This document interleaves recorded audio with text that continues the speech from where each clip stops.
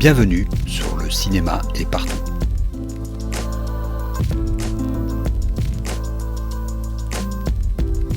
Un podcast sur l'industrie du cinéma et ses évolutions.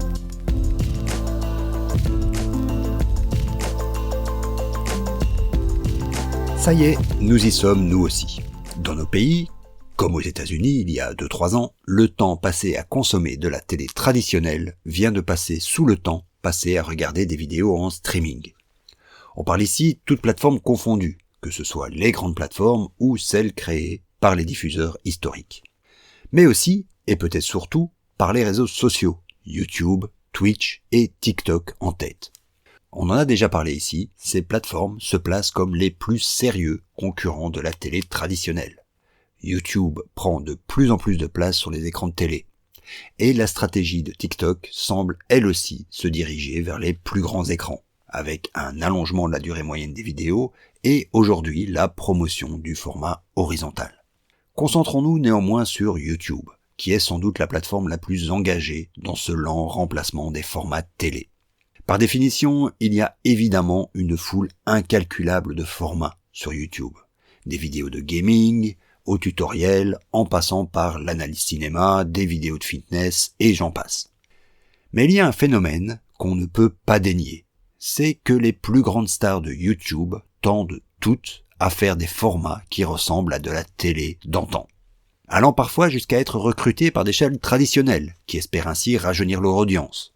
Il y a eu la chaîne historique Nota Bene qui a développé un format pour Arte, ou Hugo Décrypte qui a tenté l'exercice du talk show sur France Télévisions. Toutes deux ont plus ou moins fait long feu, il faut bien le reconnaître. Aujourd'hui, c'est donc plutôt l'inverse. Les youtubeurs font de la télé. Les chaînes de débat politique pullulent à la manière des chaînes d'infos en continu.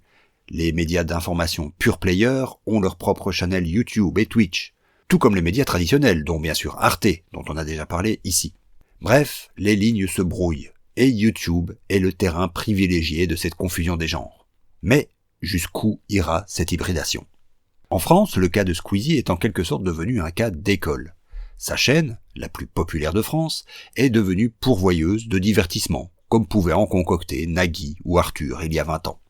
Et la série documentaire qui vient d'arriver sur Amazon Prime, consacrée à son ascension fulgurante, sonne pour beaucoup de commentateurs comme une passation de pouvoir. Mais le cas Squeezie et les quelques autres grandes stars du milieu sont des exceptions, et ils cachent une réalité qui réapparaît maintenant avec une régularité de métronome à chaque fin d'année.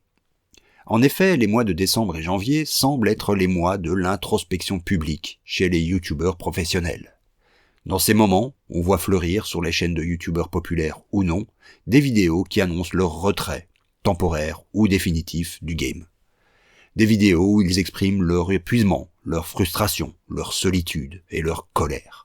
Bien sûr, le burn-out des créateurs de contenu est un phénomène largement documenté. Tous ces forçats de la gig economy qui voient leurs maigres revenus s'effondrer à la moindre modification des algorithmes ou à la moindre faillite de sociétés de microfinancement.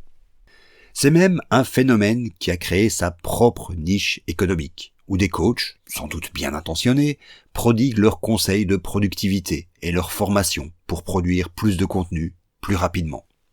Mais ce qu'on remarque au fil du temps, c'est que ce ne sont plus seulement les petits créateurs, solitaires ou en toute petite équipe, qui sont touchés. De parfois très grosses chaînes commencent elles aussi à s'écrouler. Ainsi, au début du mois de janvier, Matthew Patrick, l'animateur de The Game Theorist, qui a aussi lancé de Film Theorist et de Food Theorist, annonçait des trémolos dans la voix, dans une vidéo sobrement intitulée Goodbye Internet, que le 5 mars 2024, il publiera sa dernière vidéo, après 13 ans d'activité. Évidemment, la chaîne ne s'arrêtera pas, lui seul se retire. Mais la question de la pérennité de l'entreprise elle-même est posée, comme pour celle de toutes les autres chaînes. Que se passera-t-il quand le fondateur s'en ira ? Et ce sera le cas pour chacune d'entre elles, inévitablement. Car tous les témoignages de ces youtubeurs concordent. Maintenir une chaîne YouTube est extrêmement difficile. Soit on végète à un certain niveau de revenu et on reste coincé dans une roue de hamster épuisante de création de contenu, soit on s'agrandit, on devient une petite entreprise, mais qui reste inévitablement rattachée à une personnalité, un visage, une voix. Et cette voix devient juste le CEO d'une petite entreprise qui pose son visage sur des textes qu'elle n'écrit plus, qu'elle ne tourne plus, qu'elle ne monte plus. Toutes ces choses qui constituaient le plaisir de son travail. Et donc, la question se pose. Si les YouTube et Twitch sont appelés à remplacer la bonne vieille télé traditionnelle, avec son fonctionnement un peu pachydermique, son décalage de plus en plus marqué avec les attentes de jeunes générations, quelles seront les conséquences en termes d'industrie et en termes social ? Est-ce qu'on va assister à une série permanente de montées météoriques de personnalités, suivies de chutes inexorables, voulues ou non ?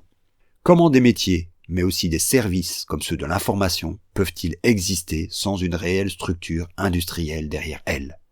Sans que le décrié audimat, qui paraît aujourd'hui bien inoffensif, soit remplacé par une chasse au goût dominant, qui fait déjà ressembler toutes les vidéos YouTube entre elles. Peut-on vivre avec une production audiovisuelle, successeuse de la télé, où tous ces travailleurs travailleront jusqu'au dégoût et l'épuisement, avant d'être remplacés par d'autres, plus jeunes, plus frais ? Des contenus originaux, innovants, vont bien sûr continuer à exister. De nouvelles formes pour de nouveaux goûts apparaissent en permanence. C'est aussi la beauté et l'intérêt de toutes ces plateformes.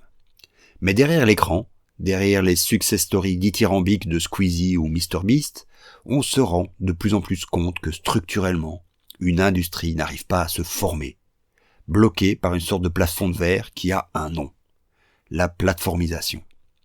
Cette plateformisation n'est pas qu'un autre de ces néologismes qu'aiment à lancer les critiques des innovations technologiques. C'est une réalité, pour ainsi dire, juridique. Elle découle du refus catégorique de ces plateformes à se considérer comme autre chose que cela, une plateforme, par opposition à un diffuseur. De toute leur force, les YouTube et Twitch, mais aussi les réseaux sociaux, qui ne sont plus depuis longtemps que des services de diffusion de contenu, refusent de prendre les responsabilités juridiques, mais aussi morales, d'être un éditeur. Elles se placent depuis de nombreuses années dans une position où elles permettent l'émergence de petites sociétés médiatiques, sans prendre la responsabilité des contenus diffusés, en gardant la main mise sur la diffusion. Et surtout, en gardant la totale maîtrise des revenus. Ces vagues d'abandon à intervalles réguliers semblent être la preuve que ce système ne peut pas être pérenne du point de vue des créateurs. Et que, du point de vue de la structure industrielle, la télévision a quand même encore de beaux jours devant elle. À la semaine prochaine.